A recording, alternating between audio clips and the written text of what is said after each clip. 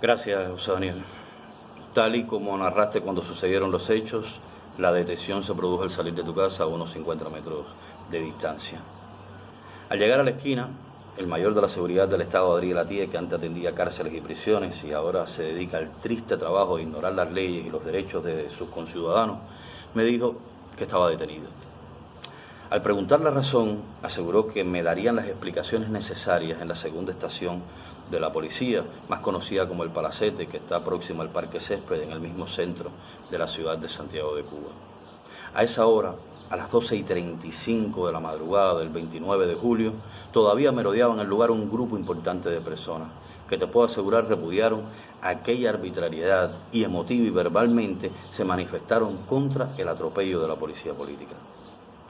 Es bueno aclarar que desde temprano había un fuerte operativo que se veía perfectamente bien desde tu casa. Resulta increíble, pero ahí hay tantas patrullas y oficiales de la seguridad del Estado que tu casa y la cuadra donde resides parecen una zona de refugiados, un área fronteriza, un campo de batalla. Ya detenido, comenzó el operativo. Y no exagero si lo califico de estrafalario. El oficial comenzó a llamar por el móvil y de inmediato se personaron todos los camuflados, en motores, en autos, en patrulla. Tal parecía que iban a detener a un terrorista que acababa de cometer una de sus fechorías y no a un padre que conversaba con un amigo sobre la situación de salud tan delicada que tiene su hija, que padece de nefritis lúpica y tiene graves laceraciones en la piel debido a una proteinuria. Te repito que la población se portó muy bien y repudió el exceso. Unos 10 jóvenes que pasaban por el lugar me hacían señales de afecto. Incluso no se fueron hasta que la patrulla se perdió de su vista.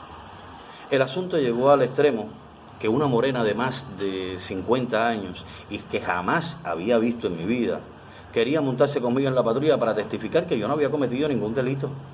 Obviamente la reprimieron y te aseguro, de verdad que te lo aseguro, que cuando vuelva intentaré buscarla para darle las gracias por ese gesto que solo nace de las personas humildes cuando ven un atropello.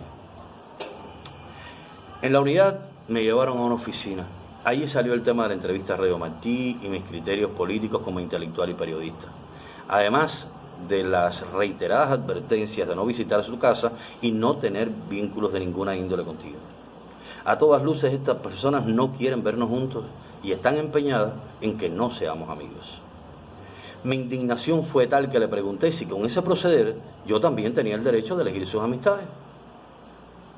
Como es lógico, se ofendieron.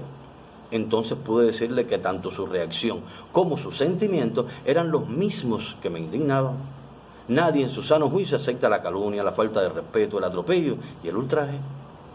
Quisieron hasta confiscarme el móvil.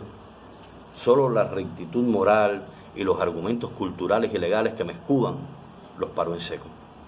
Un día comprenderán que no somos ni indolentes, ni superficiales, ni necios.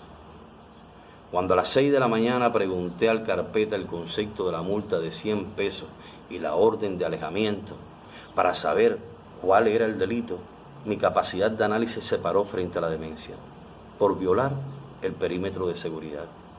Allí nadie, te aseguro que nadie, supo explicarme dónde comenzaba o terminaba la línea imaginaria que aísla o excluye a una vivienda donde conviven un matrimonio, 3 niños y 2 jóvenes. Tampoco porque el resto de los cubanos se puede visitar y José Daniel no.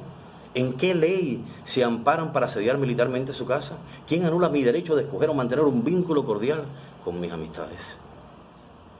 Necesito aclarar que cuando mi hija se debatía entre la vida y la muerte, eran tú, José Daniel, y tu esposa Nelva, que es médico y a la cual conozco desde niña, quienes iban a verla por las noches y las madrugadas a darle un ratico de cariño y alegría, pero también a espantarle los fantasmas que desafortunadamente viajan con los sueros citostáticos cuando se utilizan con niños.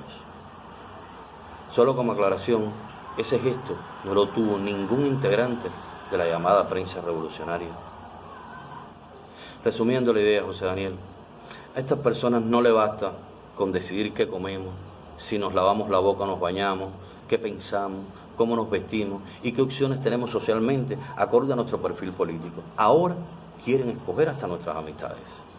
Si ese no es el colmo, está cerca de la irresponsabilidad cívica. Así ni se cuida ni se protege un país, por el contrario, se ofende y se arrodilla ante la historia.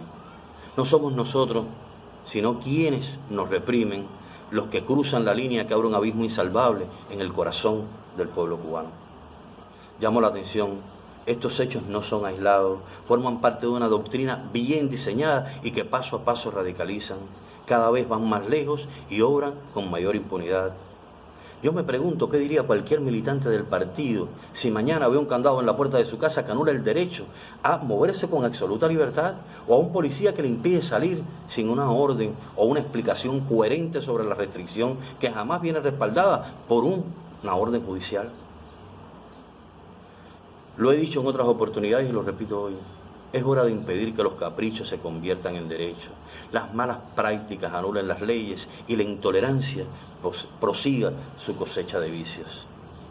Por último, esta es la matriz de la multa. Mírenla aquí. Bien saben quienes la imponen que no tengo salario, pues hace más de 2 años el gobierno lo que me autorizó fue una licencia sin sueldo para cuidar a mi hija. Sin embargo, voy a pagarla, y no como signo de tibieza o inseguridad política, sino como lección de vida para un gobierno que utiliza sus peores armas contra una familia. Un día Cuba retomará su causa y su cordura, dejará de dar la imagen de ser la ola de la locura y verá en la sensibilidad, la humanidad y el respeto al derecho ajeno los pilares que han de calificar y definir su paso por la historia y por la vida de sus hijos. Deteniendo y reprimiendo a los opositores, no se asegura el futuro de la isla.